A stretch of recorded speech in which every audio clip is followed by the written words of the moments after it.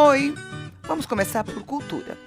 Segundo Edward Taylor, um membro da Sociedade Britânica, a cultura é todo aquele complexo que inclui o conhecimento, as crenças, a arte, a moral, a lei, os costumes e todos os outros hábitos e capacidades adquiridas pelo ser humano.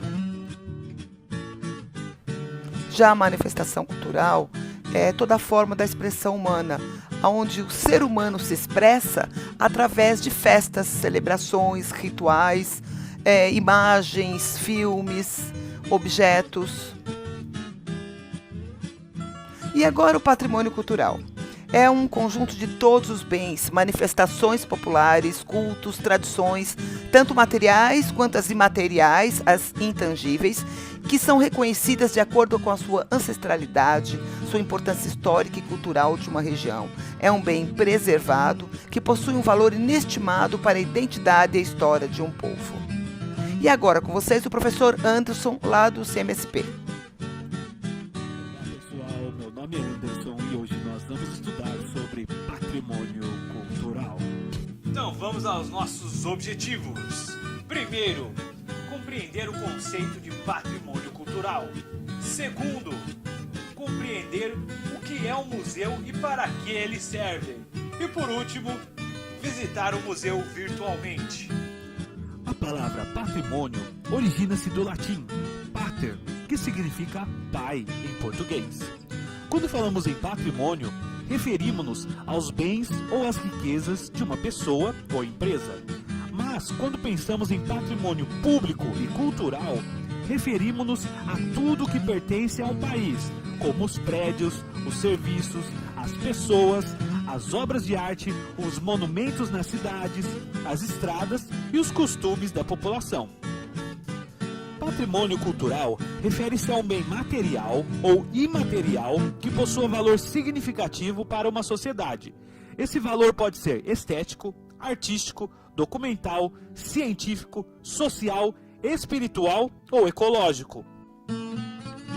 Os bens materiais são divididos em 3 grandes áreas. Primeiro, os bens móveis, que incluem pinturas, esculturas e artesanato.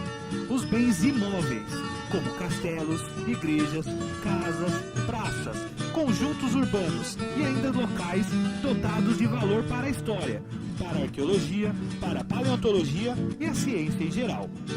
E por último, os naturais, que incluem ambientes naturais, como as cataratas do Iguaçu e a Mata Atlântica. Também nós temos o patrimônio imaterial, que é considerado a literatura, a música, o folclore, a linguagem e os costumes.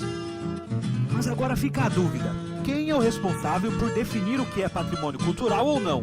Por que aquela casa velha da sua avó não é um patrimônio cultural, mas aquela escultura esquisita na praça é?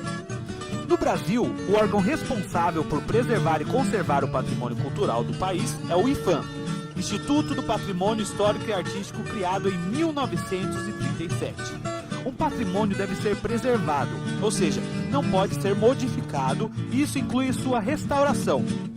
Uma restauração não modifica a estrutura original do objeto, da obra ou do prédio. E aí encontramos a diferença entre restauração e reforma. Com a reforma você modifica a estrutura original da obra. Tombamento não tem nada a ver com derrubar um prédio. É justamente o contrário.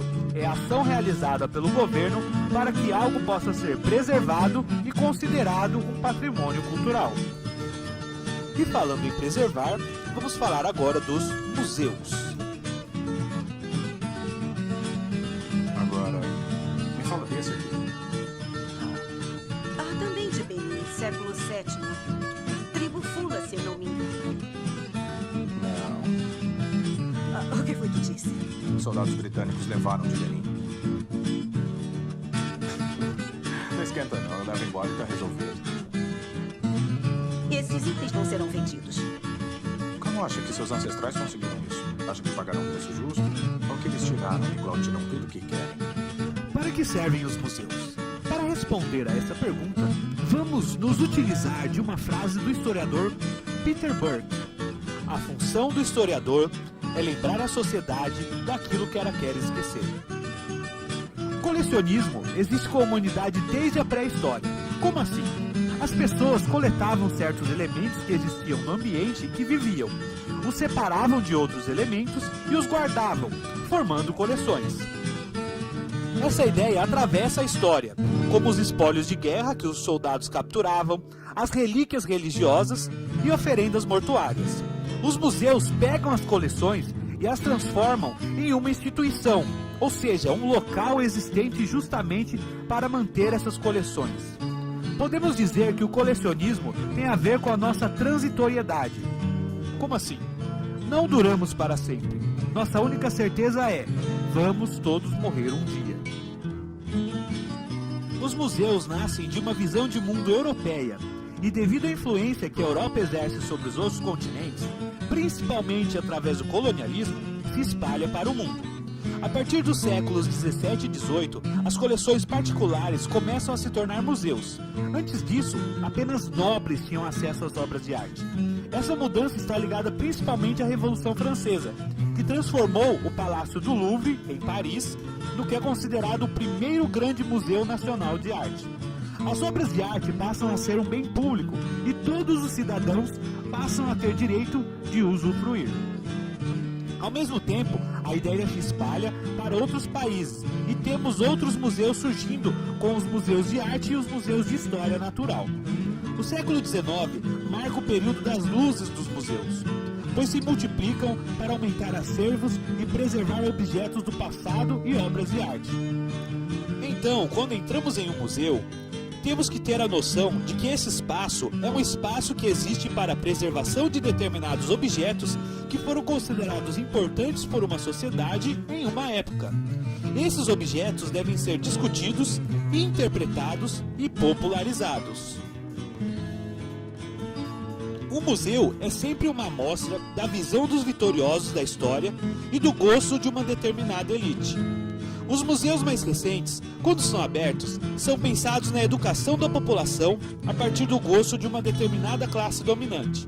Ou seja, uma forma de dar acesso a essa população ao que era valorizado por uma elite em uma determinada época. É um espaço que detém as memórias de um grupo e deve construir as memórias desse grupo. Lembram-se da frase do Peter Burke?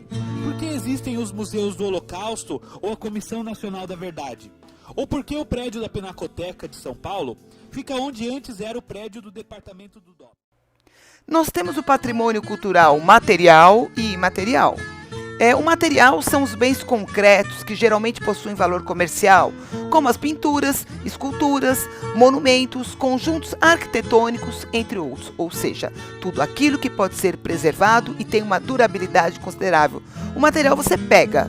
Já o imaterial são os patrimônios ligados ao lado do emocional, espiritual ou comportamental de um povo ou uma região, como as comidas típicas, as danças, as músicas populares, os rituais, entre outros.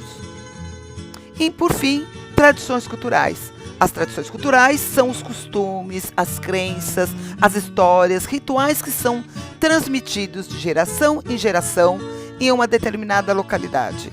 Os elementos transmitidos passam a fazer parte da cultura que identifica um povo. Isso lembra o quê? Bom, a seguir, vamos ver uma reportagem sobre manifestações culturais, sobre patrimônio imaterial. Falando em diversidade, o Brasil também é rico em manifestações culturais, que vão desde feiras populares, danças folclóricas, além da música. Muitas são patrimônio imaterial. A reportagem é de Paulo La Sálvia. O traço de Oscar Niemeyer é único. Curvas e linhas que acompanham o horizonte, verdadeiros monumentos a céu aberto. Brasília, cidade sonhada, capital do Brasil. Brasília foi fundada em 1960 e 27 anos depois da sua fundação recebeu da Unesco o título de Patrimônio Cultural da Humanidade. A Unesco passou a conceder o título de Patrimônio Cultural da Humanidade a partir de 1972 e foi criada uma lista. Hoje, esta lista tem mais de 1.000 bens inscritos. Mas a história da humanidade não é só feita de monumentos. Existe também um conjunto de bens chamados imateriais, ligados à cultura de um povo como o Bumba Meu Boi do Maranhão. O Bumba Meu Boi do Maranhão entrou no ano passado para o conjunto de manifestações brasileiras que fazem parte do patrimônio cultural imaterial. Atualmente, 25 manifestações e mesmo feiras, como a de Caruaru, em Pernambuco, estão nesta lista. São esses bens que a gente não consegue apalpar, eles são aqueles intangíveis, né? Como as festas, os lugares assim como feiras, mercados, né? Ou as formas de expressão. O boi reúne elementos cênicos, coreográficos, musicais e de dança. A festa folclórica também tem um caráter religioso. Envolve a devoção aos santos juninos São João, São Pedro e São Marçal. E, de modo geral, conta a história da morte e ressurreição de um boi especial.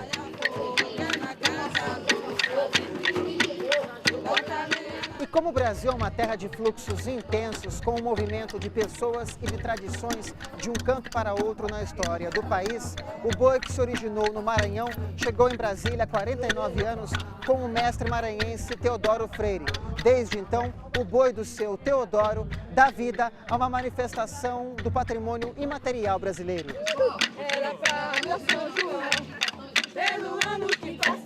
Hoje, à frente do boi de seu Teodoro, depois da morte do pai, o filho caçula, Guarapiranga Freire, é uma prova também que para uma manifestação cultural receber o título de patrimônio, precisa passar de geração para geração.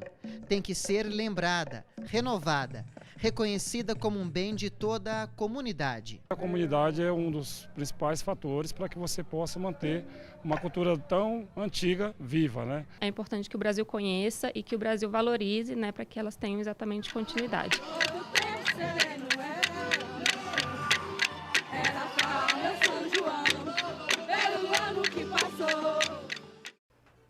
Bom, agora é um tour virtual pela Pinacoteca de São Paulo. E se tem uma coisa que eu gosto muito, é século XXI, é arte e tecnologia, né? Não tem como negar a facilidade, o acesso que deu do encontro do público e da arte, porque nós podemos ter, de repente, fazer tours virtuais por lugares, por ruas, por museus e conhecer coisas que às vezes a gente não teria condições de estar indo no local. Eu acho que vocês deveriam tentar fazer tours virtuais em museu. Lá na internet tem, você coloca tour virtual, museu virtual. Vocês vão conseguir vários locais, até mesmo museus fora do Brasil e dentro do Brasil também, ou mesmo as ruas, de repente conhecer uma rua na França, no Canadá.